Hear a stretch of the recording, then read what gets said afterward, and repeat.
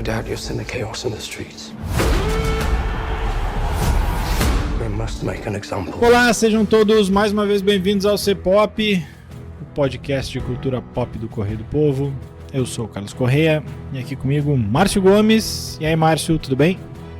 Très bien, Carlos Correia, très bien. Très bien. E hoje temos um convidado aqui que, vou até dizer, né, nós estávamos falando antes aqui que a última passagem dele aqui tinha sido por um horror, mas até que não, né, depois do Optimus Primal. Vitor Figueiró já esteve aqui de novo, né? E aí, Vitor, tudo bom? Tudo bem, sim, tudo bem, Carlos, Márcio, quem tá nos ouvindo aí, muito obrigado pelo convite. Vamos lá, vamos abordar o Napoleão. Então, é isso aí, né? Hoje a gente vai falar sobre Napoleão, um novo filme que tá chegando aos cinemas, dirigido pelo Ridley Scott, com o Joaquin Phoenix no papel principal. E é sobre o Napoleão Bonaparte mesmo, né? Como o título já dá a entender.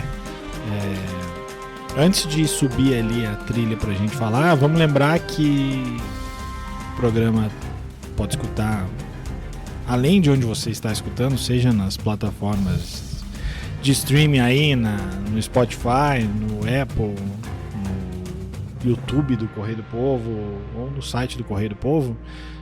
Tem essas, se você está escutando numa, saiba que também tem essas outras. No Spotify, pelo menos, tem caixinha de perguntas, né? Então, quem quiser pode deixar alguma pergunta ou comentário. A mesma coisa vale pro YouTube.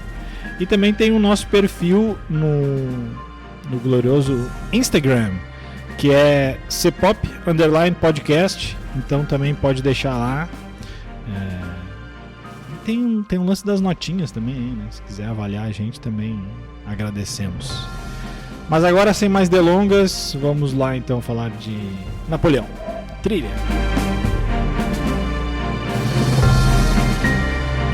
Bom, vamos lá então. Como eu disse, Napoleão, um filme dirigido pelo Ridley Scott, está chegando aos cinemas agora nessa quinta-feira, dia 23.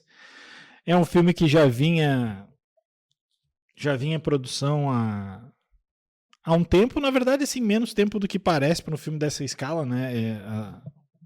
O Ridley Scott anunciou que ele estava em produção em 2020, em 2021 a Apple entrou na parada e botou grana, muita grana, né? São 200 milhões de dólares o orçamento desse filme.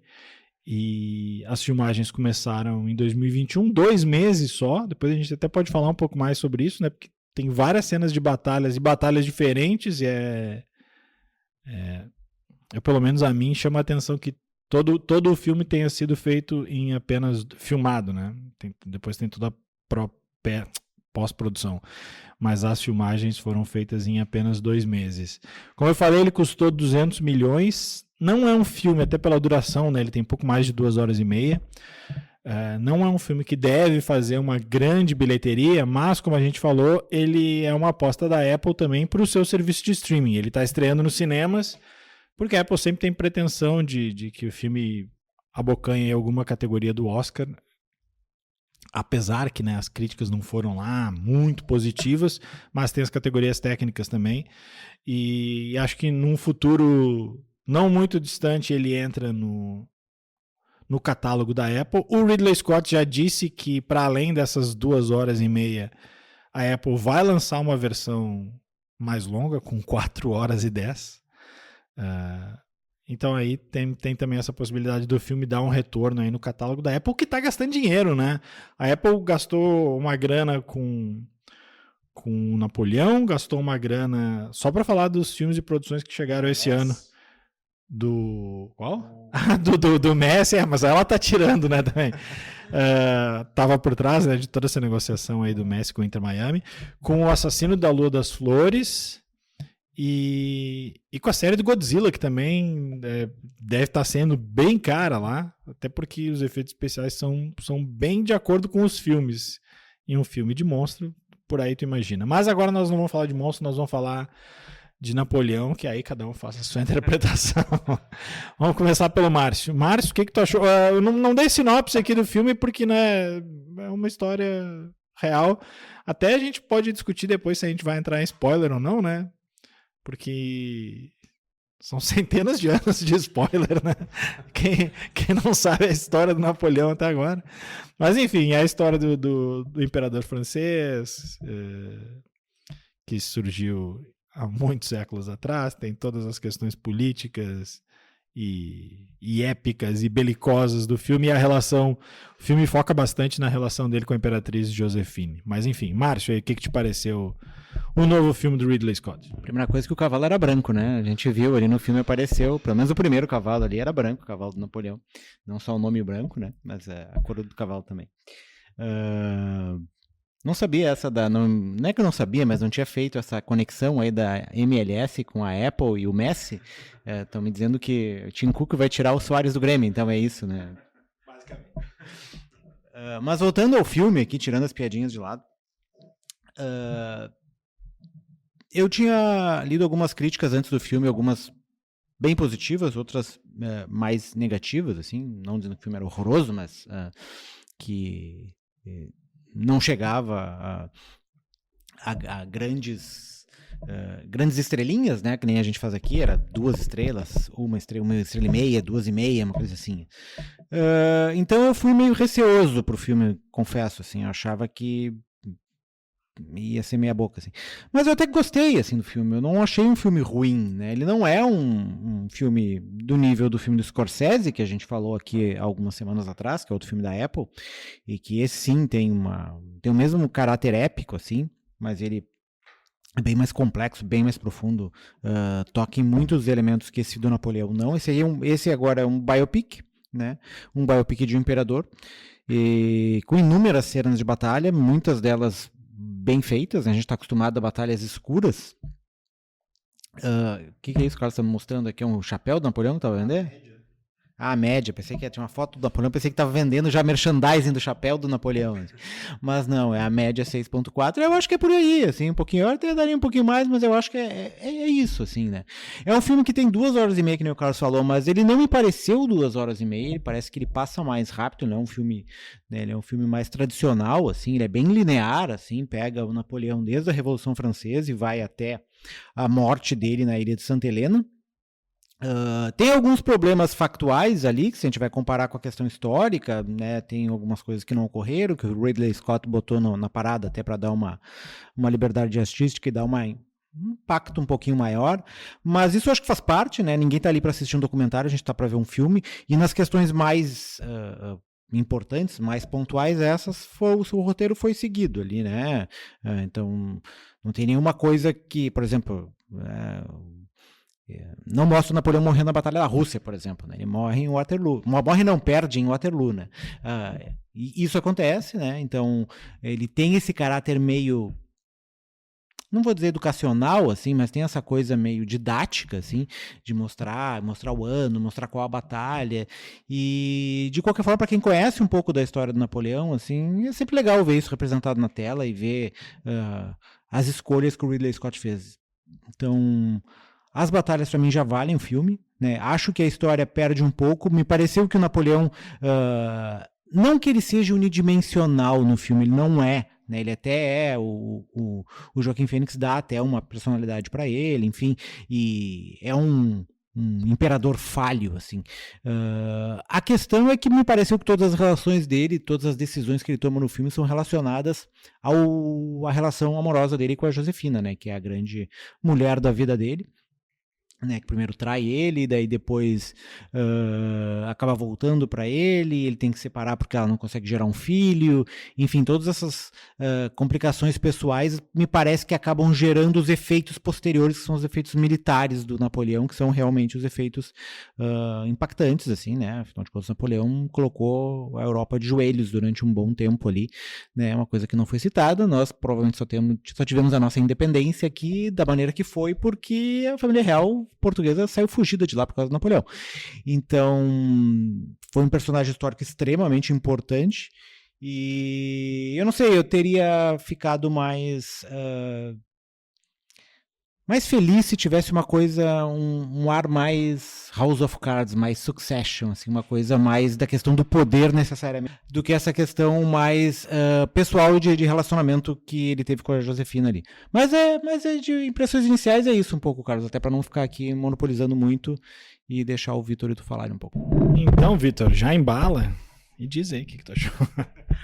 Então, amigos, eu gostei do filme, gostei dele, mas assim, conforme eu tava falando antes, né, a gente viu ele ontem e ao longo das últimas 24 horas eu fui pensando sobre ele e eu cheguei à conclusão que eu gostei dele como esse épico de guerra e de cenas de batalha e documento histórico no sentido da maneira como ele retrata o mundo. Eu acho que ele é um filme bonito, com vestimentas bonito, a caracterização dos personagens está bonita, mas eu senti um pouco de falta de mergulhar. Aí esse argumento do Márcio eu concordo um pouco dessa questão do House of Cards, eu nem sou um grande fã de ter assistido e tal, mas faltou um pouco desse aspecto da França, não tanto dentro do relacionamento dele com a Josefina, que a gente também vê. O começo a gente basicamente vê eles se encontram num lugar ali, daqui a pouco já é o amor da vida dele e tudo parte um pouco da premissa de que já se sabe que ele é muito apaixonado por ela e tal, porque na tela mesmo é uma relação que eles se conhecem, depois ela trai ele e aí ele começa a escrever as cartas e tal. Então eu até nem achei o Joaquin Phoenix tão bem, achei ele um pouco... Talvez seja até mérito dele, né? Mas a figura do Napoleão durante o filme eu achei um pouco engessada, assim. A gente não conseguiu ver a maneira como ele foi muito mais dito do que, especialmente aquelas negociações que eles fazem para derrubar o diretório e tudo. Foi uma reunião ali. Daqui um pouco ele vai, ele toma. Eu senti um pouco. Eu gostei do filme, especialmente pelo aspecto das guerras e tal, mas como uma retratação assim da história do Napoleão, eu achei que ele falhou em algumas coisas que eu gostaria de ter visto, né? Não sei o que os amigos pensam. Márcio me mandou antes da gente gravar esse programa um link de uma revista, né? Elencando ali quais são os erros factuais, né? Os erros em termos de história e são muitos. Mas assim, não são erros, assim, né? São coisas que a liberdade criativa tá no limite ali da liberdade poética, assim. Tem uma cena lá, tem uma batalha no Egito, que a batalha de fato houve, mas não acontece que nem no filme em que eles dão tiro de canhão nas pirâmides. Isso não aconteceu. Mas assim, não é algo que vai atrapalhar a história do filme em si. Eu acho que nenhum essas liberdades poéticas ou erros factuais, chamem como quiser, não acho que isso muda o destino do filme, nem torna ele bom ou ruim. Eu acho que ele não é tudo isso, assim, por duas coisas. Primeiro, acho que pela expectativa de ser um filme épico com um diretor que já fez tanta coisa boa, né? E eu tava olhando o currículo do Ridley Scott. Cara, ele é um dos diretores mais versáteis de Hollywood, assim. Ele tá com 85. E eu até fui ver dessa turma aí, quem é que é mais velho, quem é que é mais novo. Ele tem 85. E aí, mais velho que ele, tem o Clint Eastwood com 93. O Woody Allen com 87. E aí, os outros são todos mais novos daquela turma. O Coppola tem 84. O Scorsese tem 81, o George Lucas 79 e o Spielberg 76, todos já estão... Essa juventude ali. Uns 3, 4 aí, talvez a gente não veja mais filmes, né? Mas enfim, e ele é um cara muito versátil, assim, ele fez coisas que eu acho sensacionais, como Blade Runner, como Alien... o Thelma e Louise, e mais recente eu gosto bastante daquele Último Duelo, que tem até nos serviços de streaming, assim como ele fez coisas muito ruins, cara, e completamente diferentes dessa, né? Vamos pegar só mais recente, aquele Kazaguchi, eu acho um horror aquele filme. Tem um Conselheiro do Crime, que é com a Cameron Diaz, em que basicamente a Cameron Diaz transa com um carro, ela não transa no carro, ela transa com o carro. Não é nem o Transformers. O Prometheus também é um filme que prometeu e não cumpriu, né? Então, assim, ele é um cara... E, assim, e mesmo os outros filmes bons que ele fez... vamos pegar aqui o Gangster, que é um filme de máfia, né? O Falcão Negro em Perigo é um filme de guerra. O Perdido em Marte é uma ficção, né? E um mais antigo, que é o Chuva Negra, que eu gostava bastante, que era um estilo que tinha bastante ali nos anos 80 e 90, que era o policial, né? Hoje não tem mais muito isso. E o próprio Hannibal, né? Que é um derivado lá do Silêncios Inocentes. Então tu vê como ele trafega pelos gêneros, assim. E é o cara do Gladiador, né? Acho que quando surgiu a notícia desse filme, a analogia que se fazia era meio que essa, assim, até por estar também o Joaquin Phoenix, né? Aqui a gente voltando a pensar sobre o Império Romano, né, Carlos Correia? Eu não penso com frequência no Império Romano. Então, assim, acho que a expectativa era de um grande diretor com um grande tema, com bastante grana, né? Então, liberdade para fazer o que quisesse ali. E, de fato, assim, as batalhas são interessantes. Eu não acho que elas são inovadoras, porque essas alturas do campeonato a gente já viu trocentas batalhas e batalhas maiores e com efeitos tão bons quanto, desde o Coração Valente lá em 95, 96, mas pegando mais recentemente aí, o Game of Thrones cansou de fazer essas batalhas. Só o episódio aquele da Batalha dos Bastardos já é um épico desse tamanho, se não maior, né? Com a diferença que, como o Marcos falou ontem, dessa vez, se bem que a Batalha dos Bastardos dá pra ver tudo, é filmada com luz, né? A gente consegue ver bem o que tá acontecendo. Isso é interessante, a gente consegue ver exatamente o que tá acontecendo. E não é um filme, apesar do tema, se tu for parar pra pensar, não é um filme muito violento, né? Se tu compara com esses outros filmes, com essas outras batalhas, o Game of Thrones, mesmo com o Coração Valente, que é um filme de mais de 20 anos atrás, e tinha o cara sendo degolado, o cara sendo decepado, o cara cortando... não, mas tudo bem, eu tô falando nas batalhas, e sim, começa com a cena da guilhotina da Maria Antonieta. Pra tu ver, mas tem mais...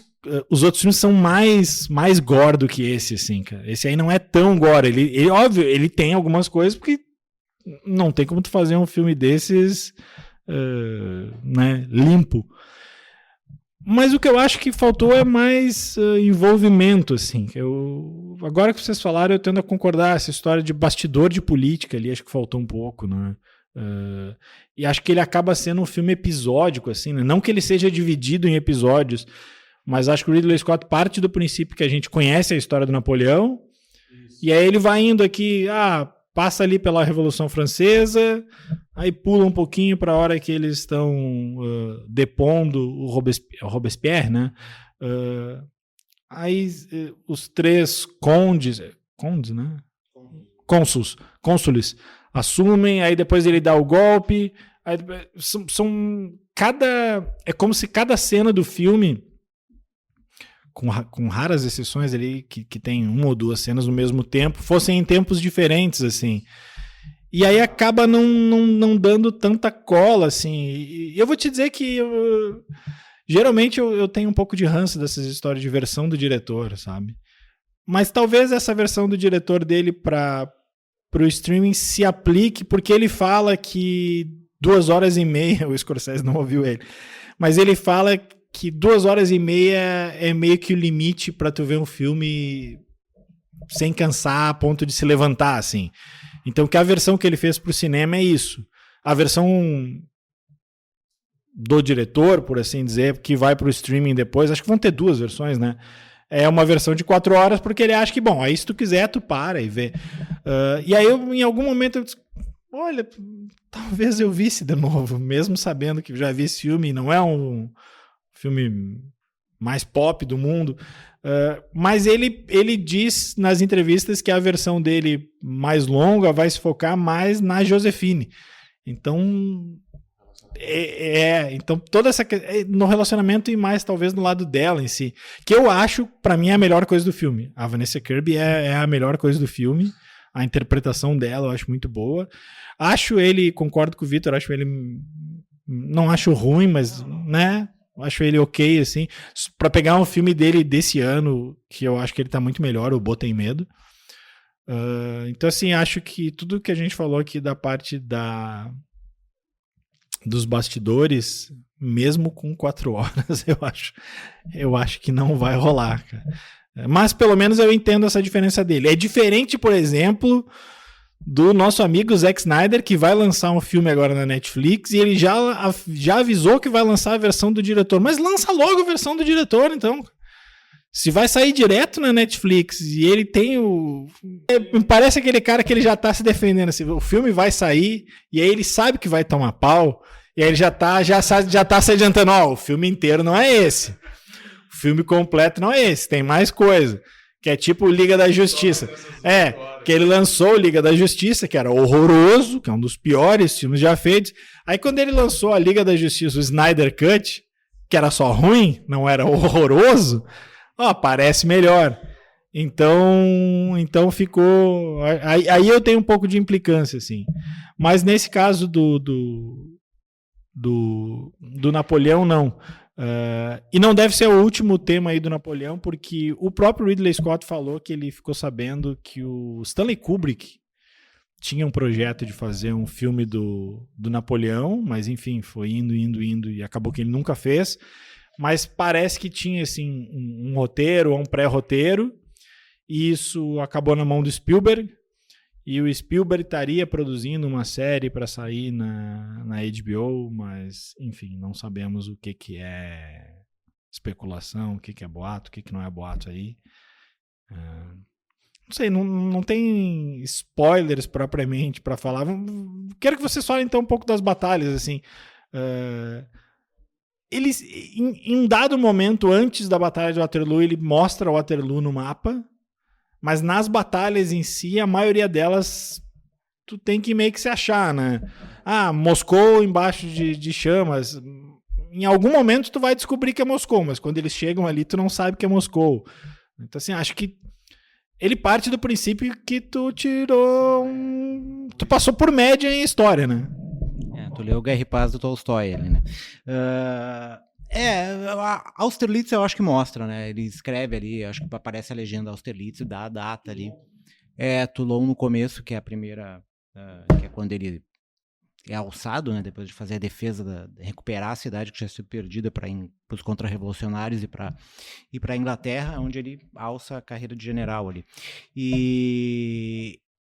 Mas eu acho que isso não, como eu falei, assim, eu acho que essa questão, assim, de situar não chega a ser um problema, porque o filme ele é bem linear e bem didático, assim, então tu consegue se achar mesmo que tu tenha um conhecimento muito pequeno sobre Napoleão, assim. Ele te ensina um pouco sobre essas questões macro, assim. As batalhas em si, eu, ao contrário do Carlos, eu achei elas não são violentas no sentido a faca atravessa a cabeça do cara ou sai com um olho na mão, assim. Mas tem, de forma bem impactante, a questão dos canhões ali, disparando. Tem uma hora que ele está contendo uma revolta popular ali e ele faz a chefia da guarda, né? E uma das coisas que ele pede, eu quero ter controle total, quero ser o primeiro e vou tomar as decisões que tem que ser tomadas para controlar essa revolta ali. E ele dispara o canhão direto contra a multidão, assim, ali mostra as pessoas sendo, né, esfaceladas e tal. Pelo menos a primeira linha de frente ali dos manifestantes, assim. Até esse é um outro detalhe ali no filme, mostra todas as pessoas desarmadas, criancinhas e mulheres e tal. Parece que na real tinha gente armada ali, tinha contra-revolucionário ali, então não era assim uma revolta tão pacífica. E isso também explica um pouco como ele depois diz pro menininho que pede a espada, que eu acho que é o filho da Josefina, né, que é a espada do pai, diz, não posso armar os cidadãos, né, porque afinal quando dá armas no cidadão, tu sabe como o cidadão vai usar a arma, né, a gente conhece bem essa história. Mas de qualquer forma eu acho que as batalhas funcionam por essa coisa meio visceral, pela velocidade delas. Eu acho que ele consegue fazer um ritmo bom até pelas questões em tempo real e em câmera lenta. A forma como ele mostra os exércitos se movimentando também, né, tipo, que ele o movimento que ele faz lá para isolar os caras e conseguir ali em Austerlitz derrotar o exército russo e austríaco, e depois na parte de Waterloo também mostrando o posicionamento inglês lá, dos caras em um quadradinho ali, fazendo uma formação, eles tentando furar aquela formação e não conseguindo, daí o exército alemão chegando. Militarmente eu não sei se está certo, tá? Porque a história militar não é muito a minha praia, mas visualmente funciona muito bem e dá a entender, tu consegue entender o que está acontecendo ali aquela tática militar ali, tu consegue perceber aquilo ali, né? Se é verossímil ou não é outros 500. Mas eu não li nada sobre isso que diga que não foi daquela forma ali. Então acho que isso funciona, até pra gente entender bem como é que era a batalha na época, a questão dos canhões, né? Como era a batalha corporal, assim, a questão dos uniformes, os caras usavam uniforme, né, para guerrear, assim. Isso foi um dos grandes problemas da virada do século também. Tinha alguns exércitos mais antigos que iam pra batalha com aqueles uniformes mais pesados e tal, e tu tem hoje, né, no virado daqueles pessoal já com umas roupas mais preparadas para esse tipo de combate. E a coisa curiosa do cara que eu comentei com o cara do tamborzinho, né? O cara do tamborzinho sempre tinha um cara tocando tambor, ele era o primeiro a ser alvejado em todas as batalhas. Percussão sempre se fode, né? O cara tocando o tamborzinho, o bicho pegando, e onde é que estourava o primeiro projétil? Era no cara do tambor, né? Obviamente, 2 vezes o cara do tambor se foi. Sabe o que me lembrou na hora do... Porque teve mais de uma vez que ele bota o cara do tambor em primeiro plano. Eu me lembrei... Porque o cara vai ali meio que pra... Não editar o ritmo, mas, né, tentar dar uma aura de... Me lembrou bastante o... Cara, é um filme que eu adoro. Eu tenho o bonequinho disso. O guitarrista maluco do Mad Max, cara. Que eles vão tocando e tem o cara o maluco que vai... Acho que é cego, sei lá o que. Enfim, cara, fecha parênteses, maluco. E eu acho que esse cuidado o Ridley Scott teve, assim, também, de não fazer essa coisa meio pop demais, assim. A gente já teve uma versão pop da Maria Antonieta, se não me engano, da Sofia Coppola, né?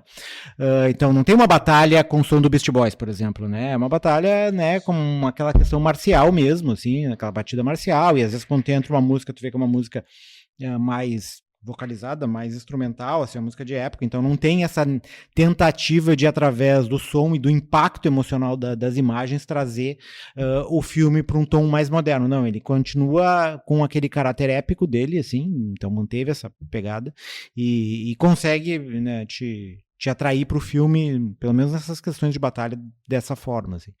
Não, as batalhas... Opa. Não, as batalhas foi realmente o que eu mais gostei, assim, elas...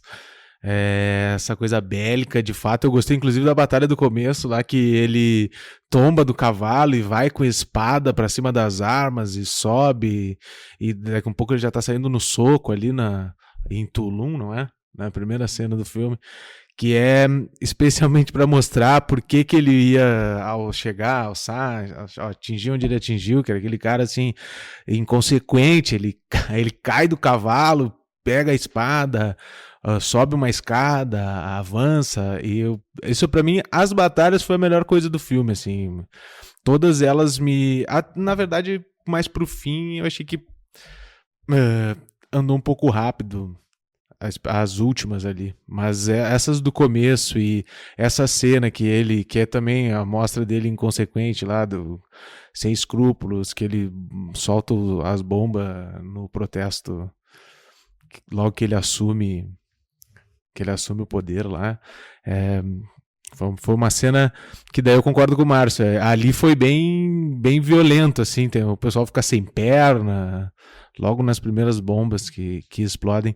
Eu acho que as batalhas é a melhor coisa. Eu insisto ainda nessa questão como o Carlos falou antes, só voltando, que parece que a gente vê em corte, sabe? Cada momento que ele recorta o cargo, assim, o poder dele já está estabelecido, ele já está com esse nível de status. A gente vai vendo em recortes até que e é uma cena bem legal quando ele faz sua própria coroação, né? Ele pega e coloca a coroa na cabeça dele, e a gente vai vendo em recortes. Então é só isso que eu pontuo mesmo, que eu senti falta de ver ele, as consequências dos avanços dele. Eu acho curioso porque nesses, vamos chamar aqui de episódios, ele nem sempre situa ali, né? Não tem um número que diga, agora nós estamos em tal ano, Às vezes tem um que outro, assim, mas não é um didatismo que ele vai te pegar pela mão e te levar e vai te dizer. O que eu não acho de todo ruim, assim. Acho uma opção dele. O que eu queria discutir com vocês é o seguinte: a parte da mídia francesa reclamou que ele teria demonizado o Napoleão, né? Que na França o Napoleão tem outra, obviamente, eles têm outra visão sobre o Napoleão. Acho que no final do filme ali, na parte de letreiros, né? Tipo, acabou o filme ali entre os letreiros, fica meio que uma impressão de como o Napoleão matou gente, tipo, ele levou, isso o saldo dele é pior que o do América Mineiro, assim, né? Ele levou milhões à morte, assim. A primeira batalha ele perdeu 6 mil. Lá pelas tantas, a soma ele perdeu 3 milhões, né? Questionado sobre isso, o Ridley Scott, do alto dos seus 85 anos, respondeu: na pré-estreia da França ninguém vaiou. Tipo assim. Então eu queria ver com vocês se vocês acham que o Napoleão do Ridley Scott ele é demonizado ou não. Vamos inverter agora e começar com o Vitor. Sabe que primeira vez que eu vou refletir a respeito disso, e eu acho que não. Também dentro dessa maneira como as coisas são tocadas no filme, assim, eu acho que o Napoleão ele é muito mais retratado na maior parte do tempo e de tela até, da questão dele com a Josefina. Então, faltam subsídios para dizer ele foi demonizado. Acho que a cena mais forte, assim, que se julgaria injustificável é o bombardeio lá contra a galera que tá fazendo protesto. De resto, ele vai conquistando e os feitos dele até, né? Às vezes depois passa. Tem uma determinada cena que passa assim, conquistou tanto, mas isso não é tão mostrado todos, né? E é muito mais ele é um cara apaixonado, assim. Eu não diria que ele foi demonizado. Eu acho que talvez o que pode da questão da infidelidade lá, que a gente até brincou, né, todas as traições da Josefina saiu nos jornais. Eu não vi ele demonizado, não. Acho que talvez, os franceses têm mais propriedade para falar que eu, mas eu realmente não vi. Eu tô com o Ridley Scott. Não, eu vou me antecipar o Márcio aqui. Eu também acho que não. Eu acho que eles tentaram pegar justamente um lado humano, assim. Eu acho que ele não é nem demonizado, nem exaltado, assim. Acho que a tentativa do Ridley Scott é meio que humanizar ele, assim. É um cara que lá pelas tantas, ele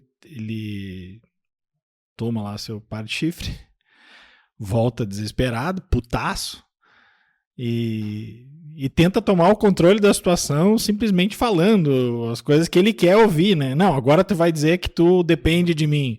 Exatamente, ele se mostra ali um cara, na relação com ela, muito inseguro, né? Isso fica evidente em todas as relações sexuais deles. Dá pra ver que, tipo, ela tá ali, tipo assim, ela é um boneco de plástico, assim, ela não sente absolutamente nada. Tipo assim, beleza, já fez tua parte, ok, gosto de ti, mas não quer dizer que eu vou ter prazer contigo. Isso é curioso também do personagem dela, porque mesmo quando o outro duque lá no final do filme, o russo, né, o Czar, dá lá uma flertada com ela e tira pra dançar também, é nítido que ela também não tá tendo prazer naquilo, assim. O que me parece que ela gosta daquela vida ali, mas ao mesmo tempo não é algo que dá prazer pra ela, esse joguinho, prazer no sentido carnal mesmo da coisa, assim, que a gente só vê ela quando ela tá traindo mesmo ele, aí sim. Mas a demonização dele eu acho que não, acho que boa parte do filme é visto como um estrategista que dá certo, ele ganha algumas batalhas porque ele adota estratégias inovadoras, ele tem boas sacadas, logo na primeira batalha, mas como é que a gente vai ganhar se os caras têm barcos? Não, a gente vai tomar o forte, se tu tomar o forte, acabou. Ele sabe as decisões corretas a tomar, mas que nem por isso toma todas as decisões corretas. A primeira tentativa de invasão da Rússia, tipo, que eu até achei que fosse ser mais retratada a história do frio, né, porque a gente sempre viu a história do o Napoleão perdeu no inverno, assim que Napoleão perdeu a guerra. Então, eu acho que eles passaram meio rápido ali. Mas enfim, acho que ele é tratado mais humanizado do que demonizado. E eu acho que isso pro filme pecou um pouco, sabe? E agora eu tava pensando, você tava falando, tava pensando aqui, de não ter dado a dimensão desse império napoleônico, assim, do quanto ele conquistou a Europa, né? Na verdade, Napoleão bastante inspirado, né, por Alexandre o Grande e outros, né? E inspirou outros também, né? Hitler, né, era fã de Napoleão. Então essa questão da conquista, de o quanto ele avançou em toda a Europa, o quanto ele dominou a Europa, eu falei da questão portuguesa aqui, mas tipo, isso envolve outros, só não entrou na Inglaterra e muito por causa de não ser no continente, né? Mas mesmo assim fez o bloqueio continental, aquele que daí é um dos motivos da desavença dele com o russo, porque o russo acaba começando a tratar com a Inglaterra apesar dos bloqueios. Para quem não lembra dessa história, bloqueio continental é que tu não podia negociar com a Inglaterra, né? Tipo, por causa do Napoleão, tu era outro. Como Portugal queria continuar negociando, acabou tendo que fugir do Brasil para não ser invadido e não ser. Enfim, fecha parênteses. Só que eu acho que essa parte não ficou tão clara, e daí por isso a gente não tem essa condição de avaliar o Napoleão como vilão ou herói a partir da premissa do filme. Assim. É bom por um lado, né? Porque tu não é tão maniqueísta, não transforma aquilo naquela questão que a gente está tão acostumado nos dias de hoje, até em biopics, que é a questão de super-herói, assim, ou o cara é um super-herói ou é um super-vilão, né, ou foi ungido divinamente por algum superpoder e daí por isso se transforma naquilo. Eu acho que esse filme do Napoleão, ele foge um pouco dessa história. Como eu falei antes, ele mostra as falhas, né, como ele era inadequado sexualmente, como ele era dependente da mulher. Ele, em algum momento ele diz para ela dizer que é dependente dele, né, mas ela depois vira o jogo e faz ele dizer a mesma coisa. Então, né, ele tinha essa relação ali no filme de, não sei se inferioridade em relação a Josefina, mas de conseguir ser manipulado por ela em alguns momentos, na parte em que ela tinha necessidade, assim. E eu acho que isso mostra um Napoleão mais humano, assim, que nem o Carlos falou, menos questão de demônio. Mas que ele é um personagem histórico bastante controverso, né, por causa de tudo isso, as batalhas ali, né, guerra é guerra, né? Mesmo que fosse uma guerra do século XVIII, não, XIX, desculpa, eram batalhas que causavam centenas de milhares de mortes ali. Então, se tu vai juntar todas elas em que ele se envolveu, foram mais de 60, porque ele calcou a sua trajetória na carreira militar, obviamente dizimou boa parte da Europa ali. Sobre a questão do prazer, tipo, da questão da Josefina e do prazer ali, só deixar claro que na época as vontades femininas não eram tão identificadas e respeitadas, né? Tipo, os casamentos eram arranjados, e se os casamentos eram arranjados, os prazeres femininos já eram deixados, especialmente nessa parte mais da casta ali, né, que é a questão do reis e imperadores, era provavelmente em segundo plano. Eu digo porque parecia em algum momento um casal apaixonado, né? Tipo, ela seduz ele no começo do filme, né? Na parte inicial ali, ela manda um cartão que chega a ser engraçado, né? Como ele é carente, ele pega o cartão, cheira o cartão, esfrega o cartão no pescoço pra tentar ficar com o perfume dela. Tipo, ele tá muito na mão dela ali. Essa é a parte que eu acho meio demais, assim. Mas, assim, na verdade, a questão do amor dele por ela me parece claro no filme ali. A dela em relação a ele é meio dúbia, porque tu não sabe o quanto aquilo ali ela faz porque realmente está apaixonado, se é por uma questão de conveniência, né? Já que ela perdeu o marido e tal. Mas enfim, então, toda essa relação ela é desigual ali. Bom, é isso então. Não sei se a gente tem mais alguma coisa a falar. Eu até ia... Tem um aspecto do filme no começo que me chamou a atenção para tentar relacionar com agora, assim, porque do ponto de vista de guerra, a gente, não sei, acho meio inimaginável pensar em conquistadores nesse porte, assim. Mas tem uma coisa que me chamou a atenção no começo ali, que é a parte da Revolução Francesa ali, né? Da população ensandecida para ver a Maria Antonieta ser morta na guilhotina e o prazer das pessoas em ver aquilo ali, o que é absurdo, né? Que é cruel. E mesmo depois os discursos dos políticos, né? Que a gente vê uma demagogia muito grande, né? E essa população ensandecida, guiada por esses discursos, me assusta um pouco que, passado tanto tempo, ainda seja algo tão atual, né? Eu não vou entrar em questão política, mas só para pegar, por exemplo, nesse final de semana teve a eleição na Argentina e aí o candidato vencedor saiu dizendo viva a liberdade. Em nenhum momento a liberdade teve ameaçada na Argentina nem nada. Mas é um discurso que ainda pega muita gente, assim. Então eu não acho que vai ter algo naquela proporção, assim, naquele tipo de conflito. Mas não sei vocês, acho que de uma forma ou outra é um filme épico, histórico, que se faz atual. Só que eu acho que mais pelo outro lado, assim. Porque o que foi aquilo ali, né? Após a Revolução a gente teve a Era do Terror, né? Que foi essa era comandada pelo Robespierre, que faz meio que... passa meio... perifericamente no filme, assim, é só para dar um contexto de onde surgiu Napoleão, de onde é que ele estava inserido, quem era ele na fila do pão, né? Mas todas as revoluções meio que passam por isso, assim, tu tem esse momento de euforia, que é aquele momento da tomada do poder, no caso é uma revolução burguesa, né? Mas tu pode pegar a Revolução Russa também, que é uma revolução do proletariado ali, que também teve esse momento de euforia e tal, mas depois tu tem a contra-revolução, e daí quando começa a surgir a contra-revolução, tu começa a enxergar fantasminha em tudo que é lugar ali, né? E espião e contra-revolucionário, e daí que é onde essas revoluções geralmente se perdem. Aconteceu isso com a Revolução Francesa, em determinado momento ali, também aconteceu na Revolução Russa, e meio que faz parte do processo comum todo, da história. Assim.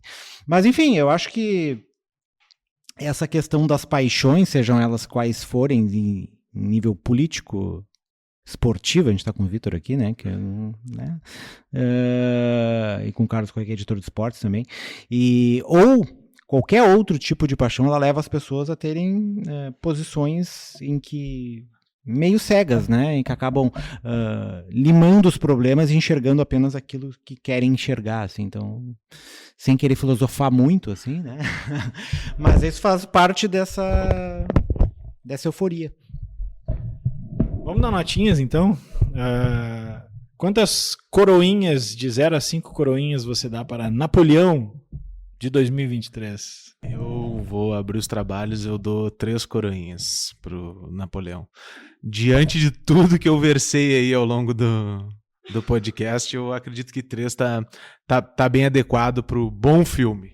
3 é o quê? O que vocês consideram 3? Um médio? Então é 3. Eu dei 3,5 também. Eu achei ok, achei bom. Achei uma nota 7, assim. Não achei filme ruim. Achei bom. Não sei se daqui a muito tempo eu vou lembrar dele. 3 é a média do C-Pop, viu, Vitor? Quase todos os filmes a gente dá 3 aqui. Com exceção daqueles muito ruins, que daí a gente já, né? Mas eu dei 13. Acho que sim. Acho que não é um filme horroroso, assim. Eu acho que é um filme bastante... Não vou dizer divertido, porque ele é bem violento em alguns momentos. Ele é violento em alguns momentos, mas é um filme que te envolve, né? E um conselho, quem puder, vê no cinema, porque essas imagens de batalha, esses planos abertos, assim, eles ficam muito melhor do que esperar sair na Apple TV e tentar ver no streaming na TV, que por maior que seja a sua TV, nunca vai ser do tamanho da sala de cinema, com raríssimas exceções, né? Dependendo da sala de cinema. Bom, era isso. Vamos então subir a trilha das dicas da semana.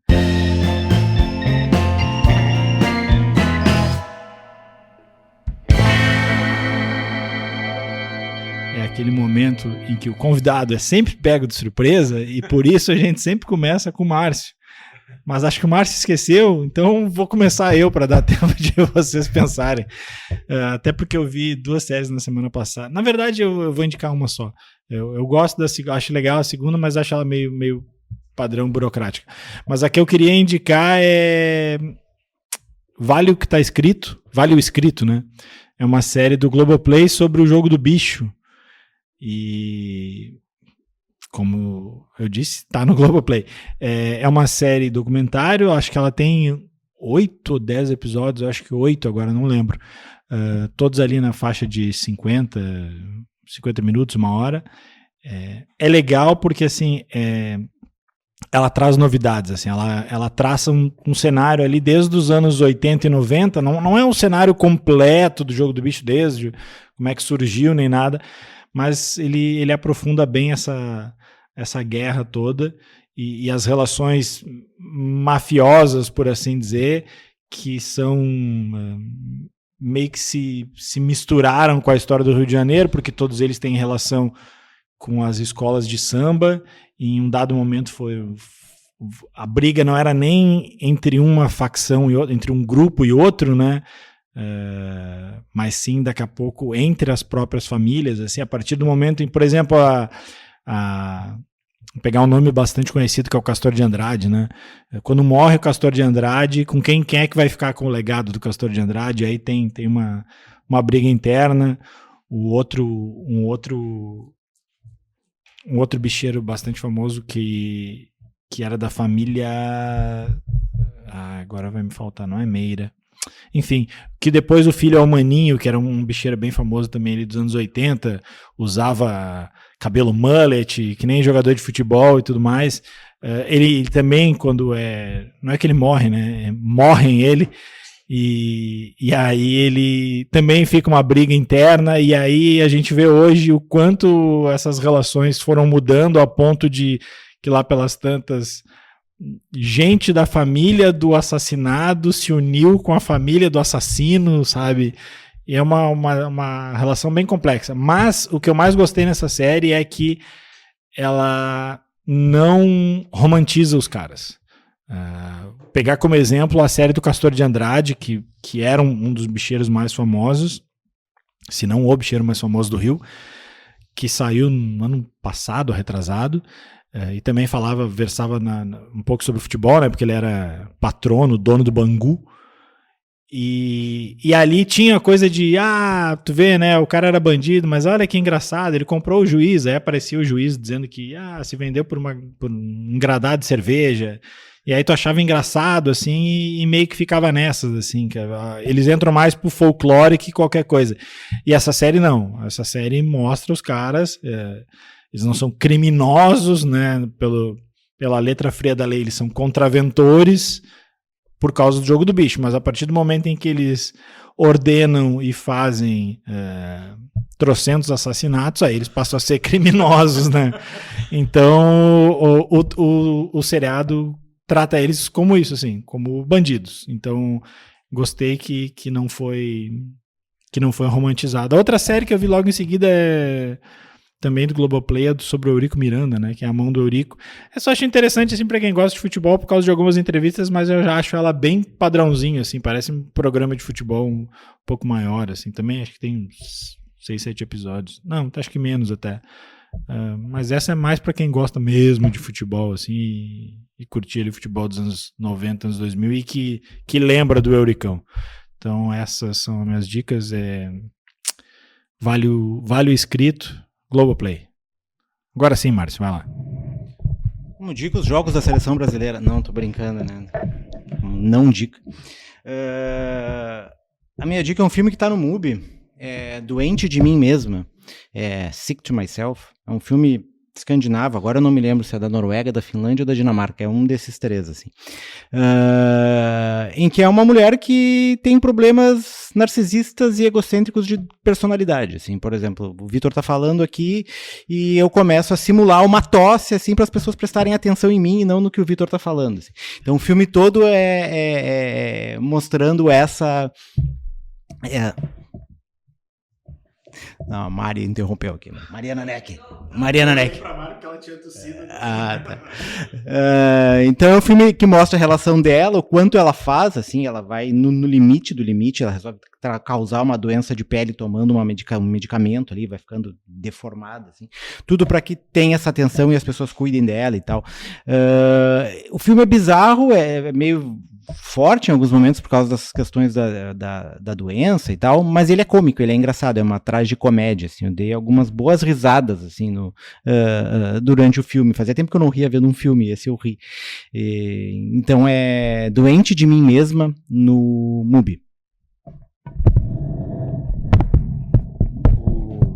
Carlos, o Márcio falar antes do convidado nem sempre é bom, porque ele sugere um filme escandinavo. O que eu vou dizer aqui agora? Uma cultura totalmente diferente, eu vou sugerir. Não, as brincadeiras à parte, eu vou sugerir um livro que tá sendo a minha leitura de cabeceira desse momento. É Isto de Viver Machuca, é um livro do jornalista, escritor, cronista português Ricardo Araújo Pereira. Eu gosto bastante dele. E são crônicas do dia a dia, assim, com a fina ironia portuguesa que eu acho muito divertido, que é aquela coisa. Pra mim, todas as piadas de português, na realidade, eles estão dando a volta na gente, assim, quando tem aquela do garçom, que tu pergunta pro garçom português, tem sobremesa? E ele fala, aqui comigo não. O que é aquela ideia de...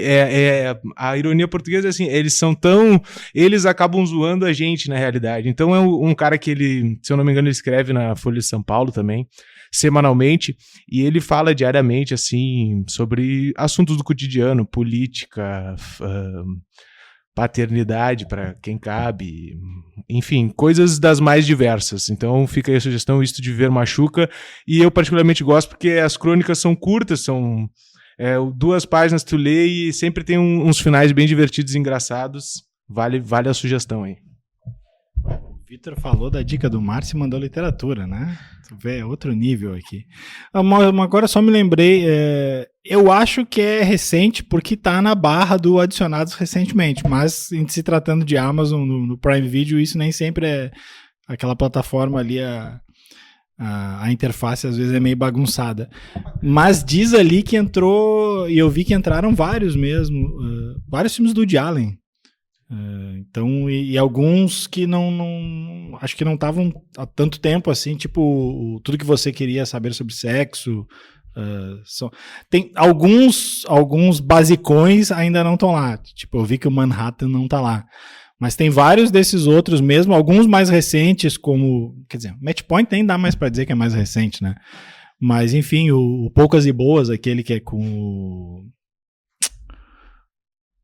esqueci o nome do autor, que fez o 21 gramas com o cara do Sobre Meninos e Lobos, cara. Champagne. Que ele é um guitarrista de jazz, né? Poderosa Afrodite, enfim, tem o Desconstruindo Harry. Tem vários bons filmes deles ali.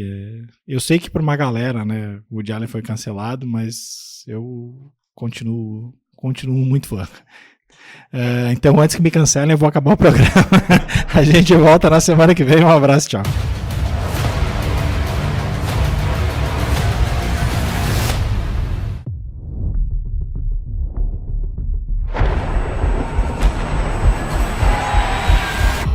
No doubt you'll send the chaos in the streets. We must make an example, or France will fall.